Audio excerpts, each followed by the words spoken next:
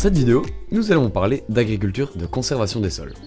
Sur quelles pratiques repose ce modèle en Wallonie? Quels sont ses objectifs? Pour répondre à ces questions, direction les fermes universitaires de Louvain-la-Neuve. Avant de rentrer dans le vif du sujet, il est important de préciser qu'il y a autant de formes d'agriculture de conservation que d'agriculteurs. Chacun met en place ses propres pratiques avec les outils à sa disposition et sa vision de ce qu'est l'agriculture de conservation. Ce qu'on peut dire, c'est que le modèle repose sur 3 piliers. La réduction du travail du sol en profondeur, en fréquence et en intensité, la maximisation de la durée de couverture du sol, et enfin, la diversification des espèces cultivées.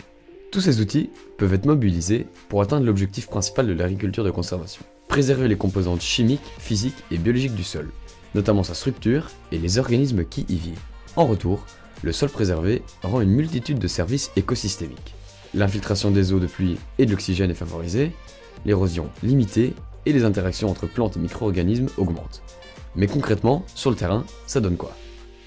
Sur cette parcelle, un effet comparatif de longue durée sur l'agriculture de conservation est en place depuis 2019.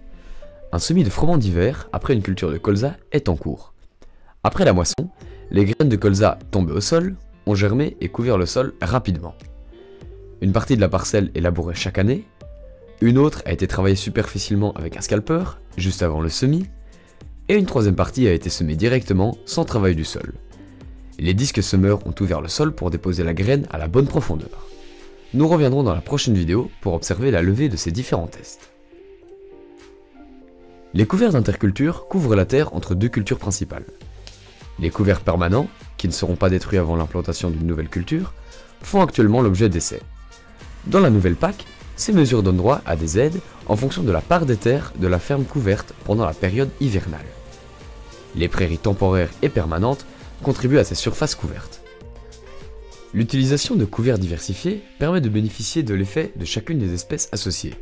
Les légumineuses captent l'azote atmosphérique, le système racinaire pivotant des crucifères structure le sol en profondeur. Celui des graminées agit en surface et a une bonne capacité de mycorhisation. La diversité des cultures de la rotation est aussi un levier intéressant. Dans notre prochaine vidéo, nous partons sur le terrain à la rencontre de 2 chercheuses de l'agriculture de conservation.